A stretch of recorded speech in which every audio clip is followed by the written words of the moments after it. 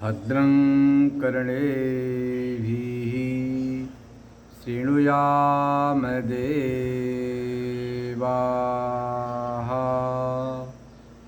भद्रं पश्येमाक्षभिर्यजत्राः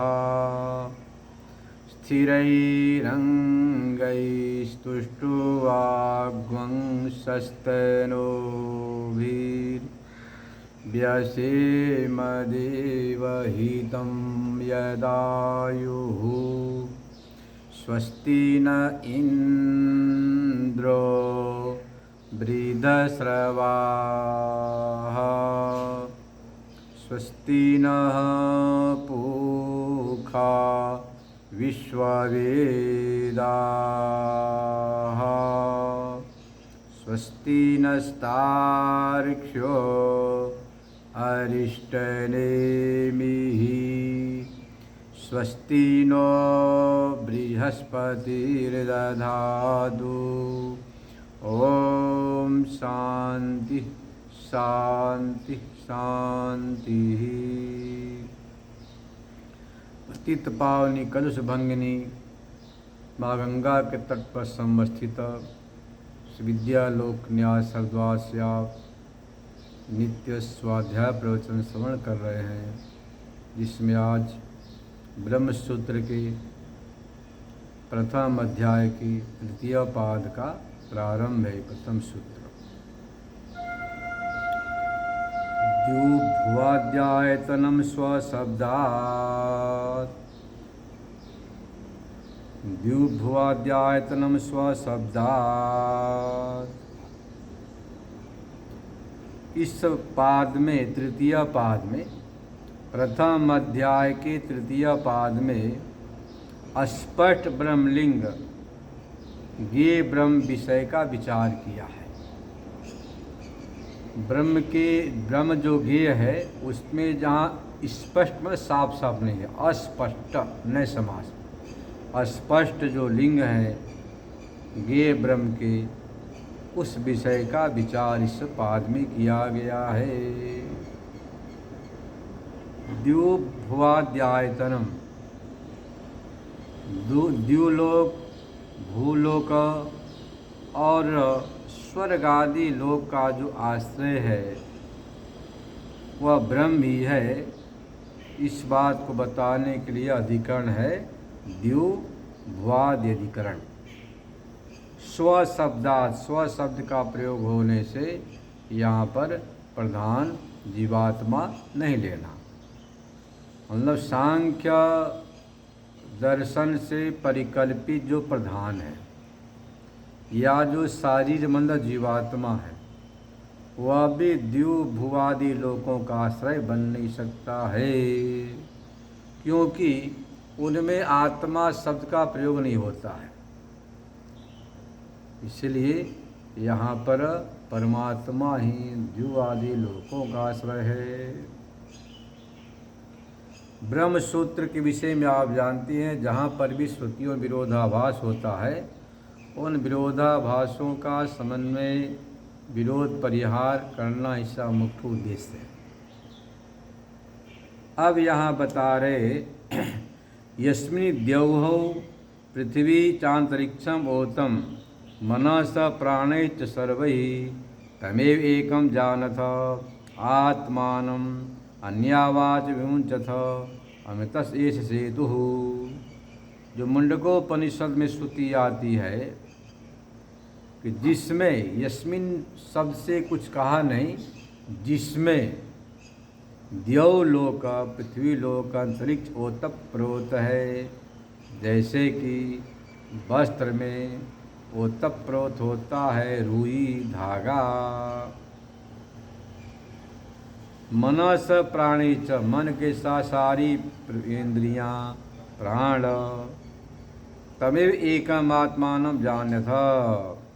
भगवती श्रुति कहती भाई यदि आपको जानना है उसी एक आत्मा को जानिए, उसी एक आत्मा के जानने से आपका कल्याण होगा, मंगल होगा। तमेव एकम आत्मानम जानथ, उसी एक आत्मा को जानिए।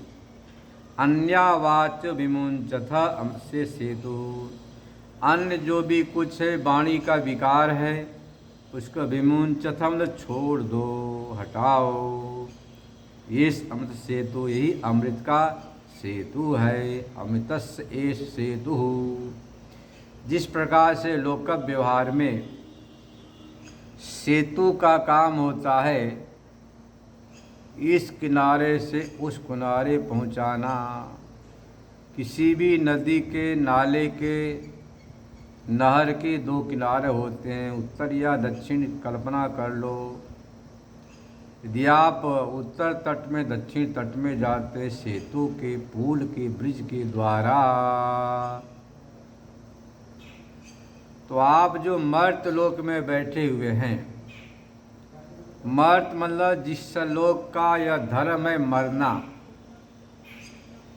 इस मर्त लोक में बैठने से जीवात्मा चाहे न चाहे उसे मरना ही पड़ता है। वहां प्राण त्यागे, प्राण को त्यागना है, मृत्यु है। तो मर्त लोक में ये जो षड्भाव विकार है, अस्ति, जायते, वर्धते, विपरिणमते, अपक्षीयते, नश्यति। माँ के पेट में आए तो कहते अस्ति है, अस्ति अस्ति है। जायते, जब गर्भ से बाहर आया तो कहते जन्म ले लिया।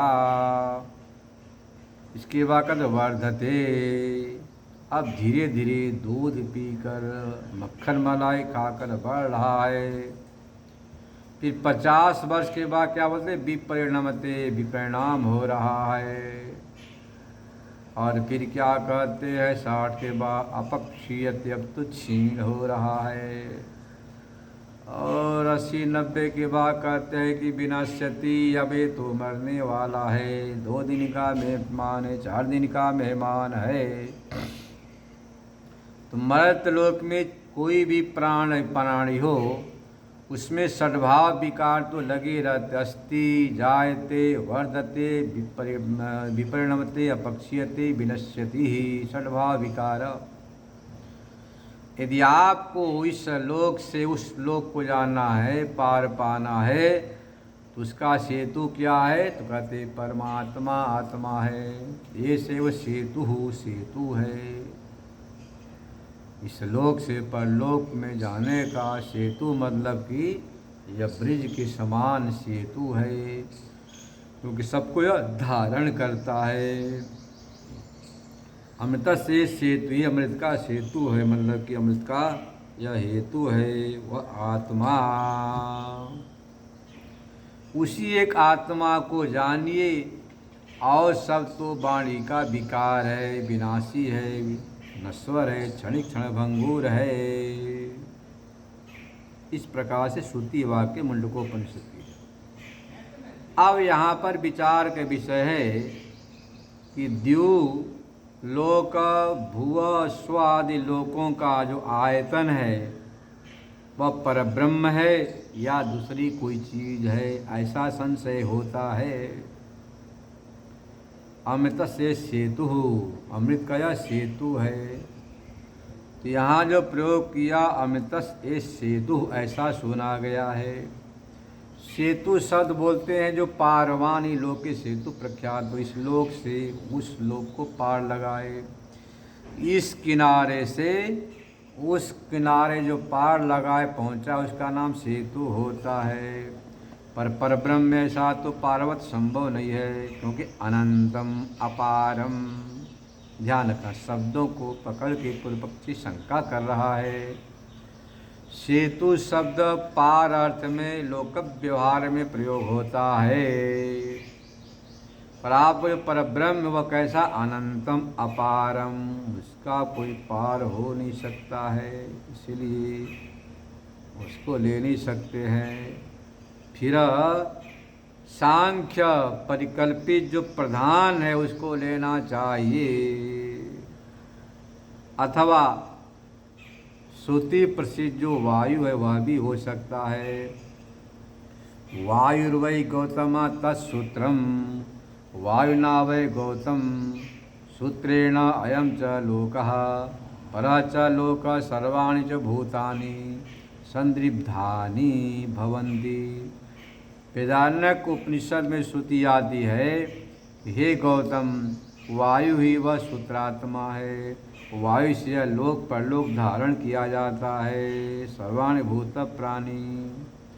तो वायु में भी विधारण सुनने से वायु ले लो, शारीरो वासात अथवा जीवात्मा लो, तो तीन विकल्प कर दिया, प्रधान या वायु या जीवात्मा। तस्यापि जीवात्मा भी भोक्तृ और भोग्यत्व प्रपंच का आयतन होने से वह भी हो सकता है। इस प्रकार से शंका होने पर कहते हैं कि देखो भाई, न यहाँ पर प्रधान ले सकते, न वायु न जीवात्मा, बल्कि परमात्मा ही लेना, क्योंकि परब्रह्म पूरे जगत का ब्रह्मांड का आयतन एक परब्रह्म ही है, परमात्मा ही है। कुतः क्यों, कैसे? स्वशब्दात, स्व शब्द का आत्मा शब्द का प्रयोग किया है। आत्मा शब्द का प्रयोग न वायु में होता है, न प्रधान में, न शरीर में। श्रुति भी कहती है, तमेव एकम जानथ आत्मानम इति, उसी एक आत्मा को जानो। संसार में जानने वाली चीज़ यदि है तो वह आत्मा ही है। और चीज़ों को जानेंगे तो और में उलझे रहेंगे। और का पेट बड़ा भारी कहीं भरता ही नहीं भैया। इसीलिए आप लोगों को अपने मन बुद्धि को आत्मा को जानने में लगाना चाहिए। भगवती श्रुति स्पष्ट कहती है, तमेव एकमेव जानथ आत्मानम, उसी एक आत्मा को जानिए। तो यहाँ पर आत्म शब्द के ग्रहण करने से परमात्मा लेना अर्थांतर ले नहीं सकते हैं। छांदोग्य में भी श्रुति है, सन्मूला स्वमिमा सर्वा प्रजा सदातना सब प्रतिष्ठा। ये पूरी प्रजा ईश्वर में सत मूल है, सत में प्रतिष्ठित रहती है, सत की आयतन वाली है। इसीलिए यहाँ परमात्मा ही लेना। स्व शब्द से उसी का ग्रहण किया है। मुंडकोपनिषद में भी कहा गया है, पुरुष एवेदं विश्वम कर्मा तपो ब्रह्म परामृतम इति। वही सब कुछ है, उसी का विश्वकर्म है। ब्रह्मैव इदम अमृतम प्रस्ताद ब्रह्म पश्चात ब्रह्म दक्षिणा च उत्तरेण ब्रह्म, सर्वत्र ब्रह्मी ब्रह्म है। इस प्रकार से आयतन सुना गया है। इसलिए नारायण उसी को लेना। अविद्याकृत जो कार्य प्रपंच है, विद्या विलापयंतम तमेकमात्मान आयतन भूतात्मान जानथ। अविद्या से खड़ा हुआ जो प्रपंच है, यह जो आपके सामने प्रपंच खड़ा है, सारा प्रपंच अविद्या से खड़ा है, अविद्या से उत्थापित है, अविद्या के गर्भ में है। जो भी आप देख रहे, मकान दुकान अपना पराया शत्रु मित्र अनुकूल प्रतिकूल सुख दुख सब विद्या के गर्भ में है। जैसे विद्या से अविद्या का विलय होता है, देखो अविद्या का विलय होता है, नाश नहीं। विलय में नाश मंत्र है। विलय बोलते वस्तु होकर रहकर भी अदर्शन को हो, उसका नाम विलय है। जैसे घड़ा को डाल दिया जल में, तो जल में घड़े का विलय हो गया, नाश नहीं हुआ। और घड़े के ऊपर मुदगर पात किया, पत्थर मारा तो उसका नाश हुआ, चकनाचूर हो गया। तो जिसको आत्मज्ञान होता है इस अंतःकरण में, उस अंतःकरण के परिच्छेद में विद्या का विलय हो गया, विद्या का प्रकाश हो गया, उसके हृदय से प्रपंच का संसर्ग समाप्त हो गया, आत्मा में प्रतिष्ठित हो जाता है, आनंद में प्रतिष्ठित हो जाता है। एक दृष्टांत दे रहे हैं व्यवहारिक, यथा यस्मिन् आस्ते देवदत्ता तदा नया।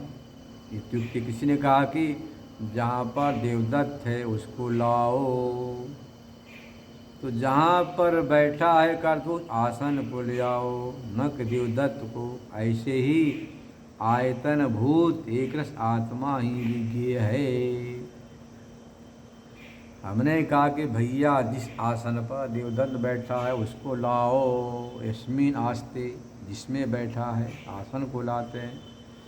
ऐसे जिस ब्रह्मांड, जिसमें पूरा ब्रह्मांड प्रतिष्ठित है, इसमें आत्मा में, परमात्मा में, उसी परमात्मा को विज्ञेय कहना पड़ेगा।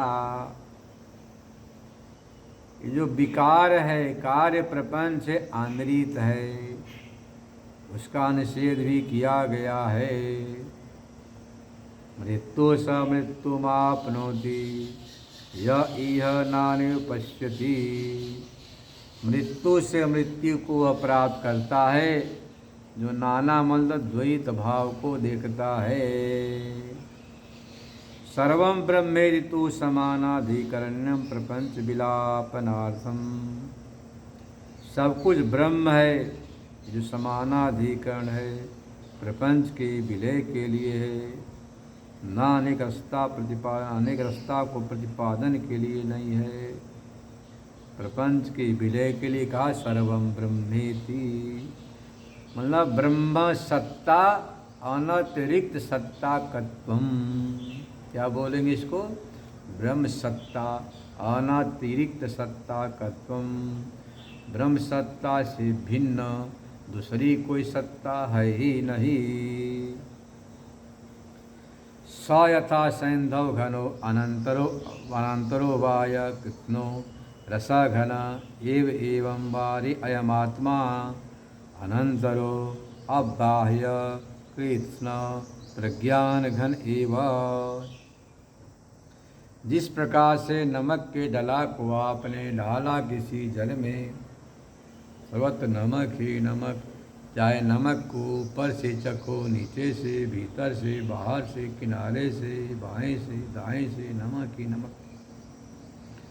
ऐसे आत्मा अनंतर है, सैंधव अनंतर है।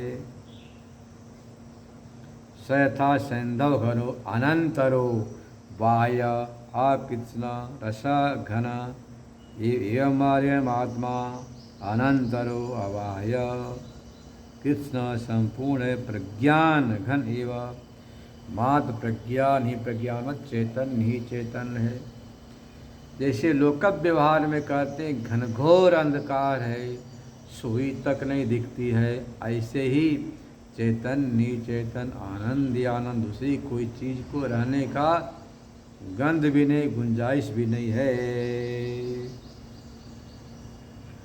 अब यहाँ जो पूर्व पक्षी का था सेतु शब्द, पार्वत्य ब्रह्म में नहीं बन सकता है। देखो भाई, यहाँ सेतु शब्द विधारण मात्र अर्थ में है, न पार्वत्य अर्थ में नहीं है। नहीं मृत दारुमय लोके सेतु दिष्ट मृत दारुमय सेतु विविधे। मिट्टी लकड़ी का, लोहे का, सीमेंट का सेतु नहीं लेना। यह सेतु पदार्थ विधारण मात्र में है, पार अर्थ में नहीं है। सिया बंधने से सेतु शब्द बनता है, सिया बंधने तो सबको धारण करके रखता है। उसी आत्मा को जानो, दूसरी कोई चीज़ है ही नहीं है, एक आत्मा ही आत्मा है। इस प्रकार से सिद्ध हुआ। द्युभुवादियायतनम स्वशब्दात से ये का आत्मा ही को ही जानो। अन्य पदार्थ अनात्मा है, जो किसी के काम का नहीं, जो क्षणिक है, विनाशी है, अनित्य है। दूसरा सूत्र आता है मुक्तोपसिप्त व्यपदेशात्, मुक्तोपसिप्त व्यपदेशात्। अब कहते हैं कि श्रुति आती है तथा विद्वान नाम रूपादिमुक्तः, विद्वान नाम रूप से मुक्त हो जाता है। नाम मतलब चैत्र, मैत्र, देवदत्त, फलानानंद, चिलानानंद, ये सब नाम, और एक ढांचा आकार प्रकार वह भी कुछ नहीं होता है। जिस प्रकार से एक सोने के लोटे में, एक चांदी के लोटे में, एक तांबे के लोटे में, एक लोहे के लोटे में जल है, हम कहते सोना के लोटे का जल लाओ जो बड़ा भारी वाला है, उससे हल्का चांदी का लाओ, उससे हल्का तांबा को, उससे हल्का लोहे के लोटे को लाओ। जैसे ही चारों लोटे का जल नदी में मिल गया, अब वहाँ न सोने का जल रहा, न चांदी का, न तांबा का, न लोहा का। वह जो जल है परिच्छिन्नता को त्याग कर परिच्छिन्न नदी के जल में समष्टि रूप हो गया। ऐसे ही जो आपका विद्वान का अंतःकरण है, उस व्यष्टि अंतःकरण का समष्टि अंतःकरण में विलय कर दिया। अहम ब्रह्मास्मि के चिंतन के द्वारा, शिवोहम सोहम के चिंतन के द्वारा,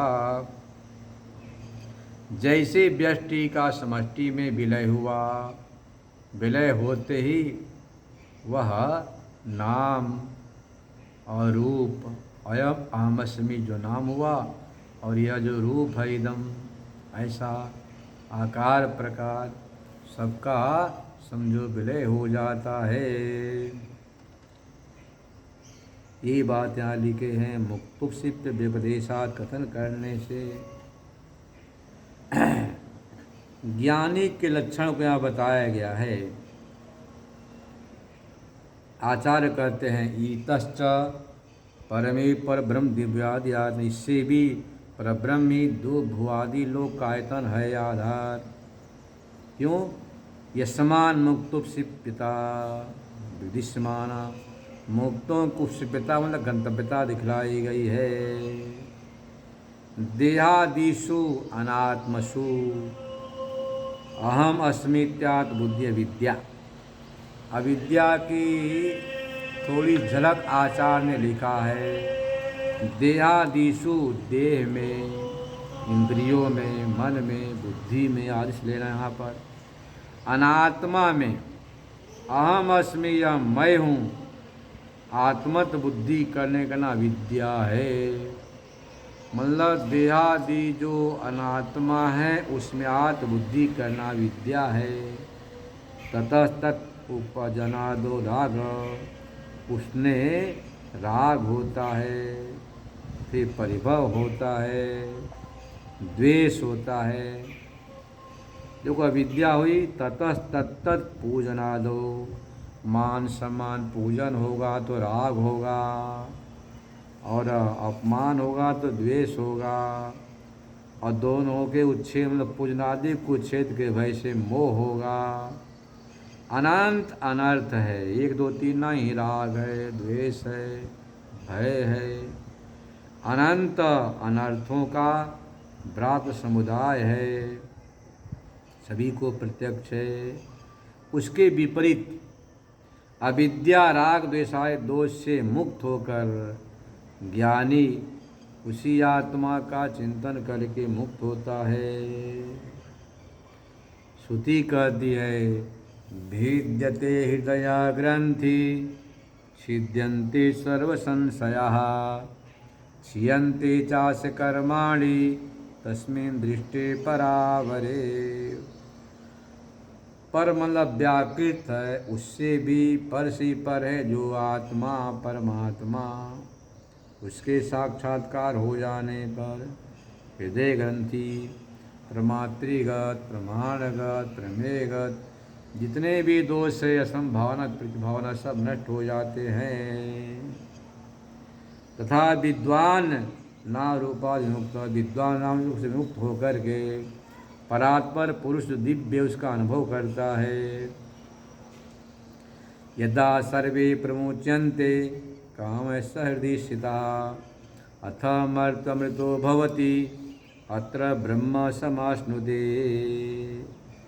हृदय में जो कामनाएं हैं, उन कामनाओं से जब छुटकारा पाता है, मर्त अमृत तत्व को उपलब्ध हो जाता है, ब्रह्म समश्नुते ब्रह्म भाव में प्रतिष्ठित हो जाता है, आदि बहुत सारी श्रुतियाँ इस बात को बतलाती हैं।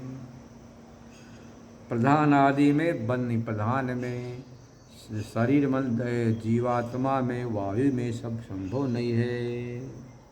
इसीलिए भाई यहाँ उसी को लेना, किसको? परमात्मा को। तमेव धीरो विज्ञाय प्रज्ञा कुर्वित ब्राह्मणा, ये वाक्य भी है। नानुध्यायन बहु शब्दान वाव विज्ञापना में तत। उसी का आत्मा को जानो, उसके अनुसार प्रज्ञा बुद्धि को करो, श्रवण मनन निध्यासन के द्वारा।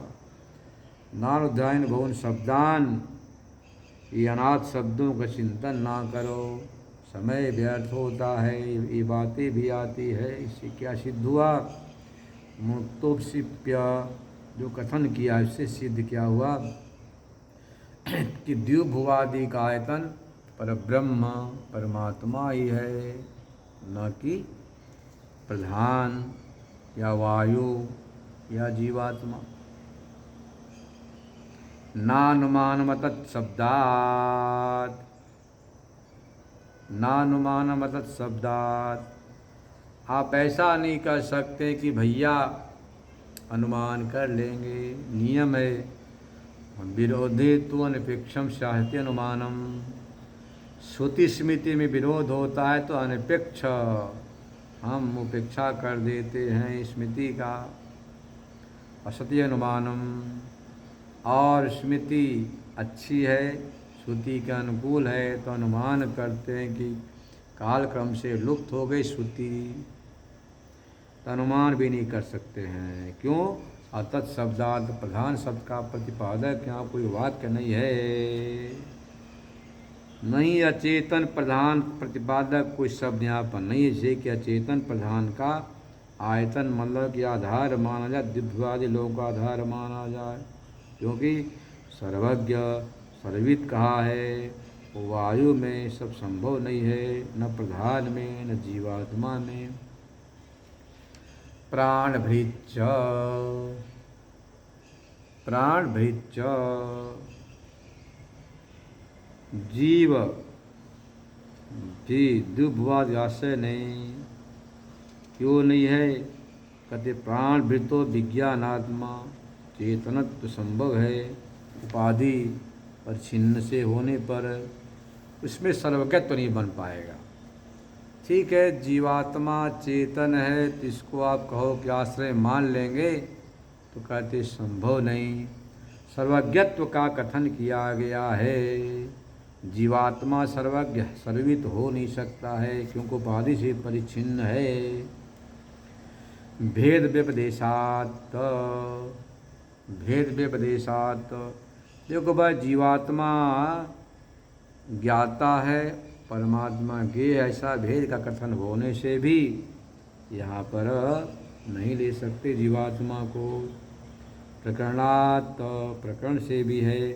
प्रकरण क्या चल रहा था? कस्मिन्नु भगवो विज्ञाते स्वरमिदं विज्ञातम भवति। देखो, हमारे दर्शन में कितना बड़ा महानता है, महान बात है।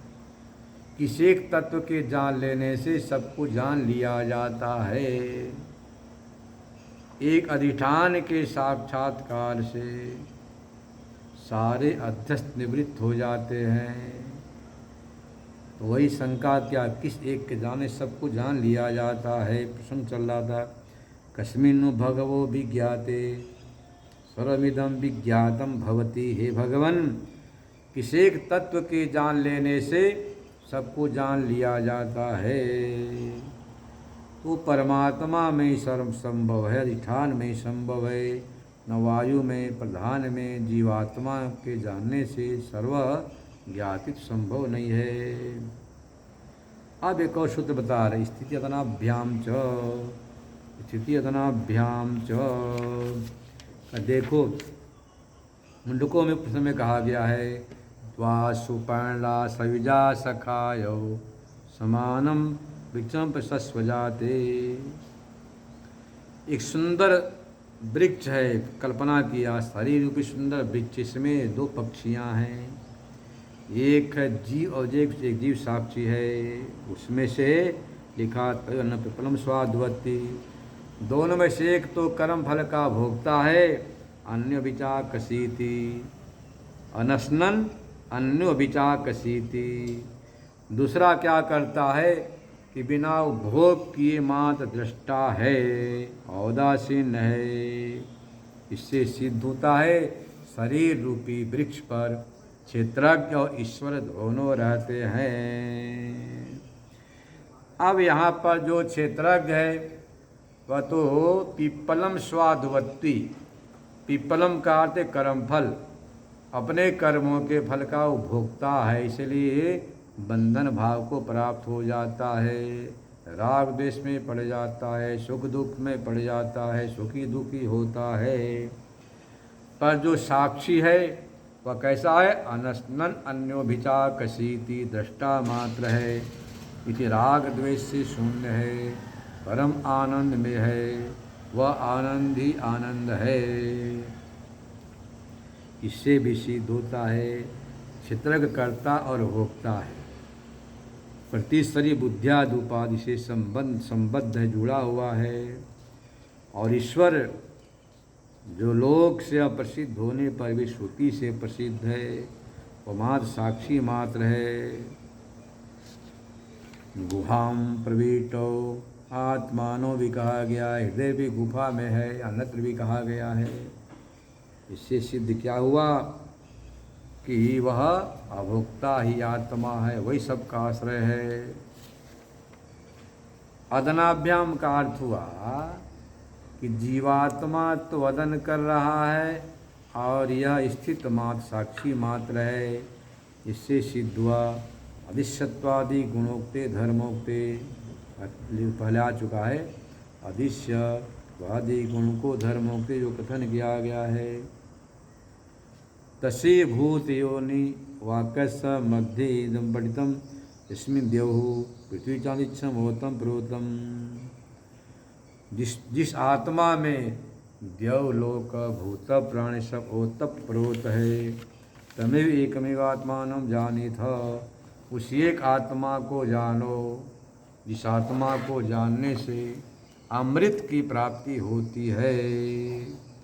तो नारायण इन बातों से क्या सिद्ध हुआ कि एक जो आपकी आत्मा है जो शुद्ध बुद्ध मुक्त है, द्यू मतलब के द्यौ लोक, भुव लोक, स्वर लोक, पूरे ब्रह्मांड का जो आयतन है, आश्रय है, तमेव एकम आत्मानं जानथ, उसी एक आत्मा को जानने में पुरुषार्थ करना चाहिए। आप दिन रात संसार को जानने के लिए लालायित रहते हैं। अब देखो नई बीमारी आ गई है नारायण, प्रत्येक प्राणी मोबाइल के द्वारा, इंटरनेट के द्वारा, मीडिया के द्वारा संसार को जानने में लगा रहता है। जितना अधिक आप संसार का ज्ञान हासिल करोगे उतना अधिक विक्षेप होगा, दुख होगा, समस्याएं आएंगी, बढ़ेगी। तो साफ साफ कह दिया, यदि आपने एक आत्मा को जान लिया जो जानने योग्य है, तमेव एकम शब्द जोड़ दिया, एकम आत्मानं जानीत, आत्मा को जानो जो स्वयं प्रकाश है। अन्यावात विमुंचथ, अन्य चीज जो हैं उनको छोड़ो। क्यों छोड़ो कह दिया, क्योंकि वाणी के विकार है, वाचारंभणम विकारो, वाणी के विकार मात्र हैं। इस संसार को आप जानते जानते स्वयं ही एक तमाशा बन जाते हैं। इस संसार को आप इन आँखों से जितना प्रयास कर लो जान नहीं सकते। हमारे आँखों की सीमित क्षमता है, कान की सीमित क्षमता सुनने की है, त्वचा की सीमित क्षमता स्पर्श करने की है, नाक की एक सीमित क्षमता सूंघने की है। इस परिच्छिन्न यंत्रों के द्वारा आप इतने बड़े व्यापक संसार के पदार्थों को जान नहीं सकते। इसलिए याति महाराज ने अपना अनुभव का उद्गार सुनाया, भोगान भुक्ता वयमेव भुक्ता, तपो न तप्ता वयमेव तप्ता, कालो न याता वयमेव यात, तृष्णा न जीर्णा वयमेव जीर्णः, तपो न तप्ता वयमेव तप्ता। आप चाहे कुछ भी कर लो, तपस्या कर लो, उस तपस्या से आप ही संतप्त हो जाते। तृष्णाएँ कभी तृप्त नहीं होती हैं, तृष्णा जीर्णा भय में जीर्ण, हम ही जीर्ण शीर्ण हो गए। संसार के भोग तो जस के तस पड़े हुए हैं, पर भोग को भोगने वाला जो व्यक्ति है वह बुढ़ापे में जीर्ण शीर्ण हो जाता है। अब आँख से रूपों को देख नहीं सकता, कान से शब्दों को सुन नहीं सकता, पैर से चल नहीं सकता, हाथ से दिल लेन कर नहीं सकता, फिर भी इंद्रियां लालायित रहती हैं, मन भी शांत नहीं बैठता है। कि सावधान हो जाओ नारायण, इन संसार के भोगों को आप भोग नहीं सकते। इसलिए अपने मन को संसार के भोगों से हटाकर योग में लगाना चाहिए। यदि आप अपने मन को संसार के भोगों से हटा करके परमात्मा के चिंतन में लग जाते हैं तो निश्चित ही तमेव एकम आत्मानं जानथ। इस अमृत सेतु, यही अमृत की प्राप्ति का सेतु है, कारण है। यदि आपने उस आत्मा को जान लिया, इसमें जानना ही पर्याप्त है, काफ़ी है, तो फिर यह संसार आपके लिए बंधन कारक नहीं होगा। फिर आप इस संसार में रह कर भी परम आनंद का अनुभव करेंगे। जिसने आत्मा का साक्षात्कार कर लिया उसके लिए कहा गया है सर्वम खलमिदं ब्रह्म, सब ब्रह्मी ब्रह्म है, दूसरी कोई चीज़ है ही नहीं। यदि आपने आत्मा को नहीं जाना तो संसार आपके लिए बंधन कारक हो जाता है। अधिष्ठान के साक्षात्कार होते ही अब यह संसार आपके लिए ब्रह्ममय होता, सिया राम में सब जग जाननी वाली बात हो जाती है। यह संसार भी आपको अमृत के समान महसूस होने लग जाता, उसी की दृष्टि होती है। श्री वेदांत का सिद्धांत है यथा दृष्टि तथा सृष्टि, यथा दृष्टि तथा सृष्टि। आपकी दृष्टि अधिष्ठान तत्व में ठहर गई, प्रतिष्ठित हो गई, सर्वत्र उसी का अनुभव होता है। यदि आपकी बुद्धि अधिष्ठान में प्रतिष्ठित नहीं हुई तो अध्यस्त में आप जब लगे रहेंगे तो अध्यस्त मिथ्या है, मिथ्या ज्ञान से बंधन होता है, फिर दुख होगा, समस्याएं आएगी, वे हाय हाय करते रह जाएंगे। तो कह दिया कि सर्वम मिथ्या, अधिष्ठान रूप से सर्वखंड ब्रह्म, इदमयम आत्मा, आत्मयुदम सर्वम कहा। अधिष्ठानात्मना सब ब्रह्मी ब्रह्म है, ब्रह्मयु इदम विश्वम ब्रह्म कहा, आत्मयुदम। और अधिष्ठान से यदि बुद्धि दूर हो गई, नाम रूपात्मक प्रपंच के पचड़े में पड़ गई, नाम रूपात्मक प्रपंच के पचड़े में बुद्धि पड़ गई तो कहते हैं सर्व मिथ्या, सब झूठा है, सब बेकार है, सब छिन जाएगा, कुछ भी तुम्हारे साथ नहीं जाएगा, ऐसा हम कहते हैं। तो निर्णय आपको करना है। यदि आपने परमात्मा को पकड़ लिया, परमात्मा को समझ लिया, परमात्मा का चिंतन किया, अपने चित्त के चिंतन का विषय, बुद्धि के निश्चय का विषय, मन के मंतव्य का विषय यदि आपने आत्मा को बना लिया तब तो जीवन सफल है, कृत हो जाएंगे। यदि आपने विषय संसार को बनाया, प्रपंच को बनाया, तब तो आप संसार में दुखी रहेंगे, जीवन यात्रा सफल नहीं होगी। शेष कल श्रवण करेंगे। ओम पूर्णमदः पूर्णमिदं पूर्णात् पूर्णमुदच्यते पूर्णस्य पूर्णमादाय पूर्णमेवावशिष्यते। ओम शांति शांति शांतिः। शंकरं शंकराचार्यं केशवं बादरायणं सूत्रभाष्य कृतो वन्दे भगवन्तो पुनः पुनः। ईश्वरो गुरुरात्मेति मूर्तिभेदविभागिने व्योमवद्व्याप्तदेहाय दक्षिणामूर्तये नमः। ओम शांति शांति शांति।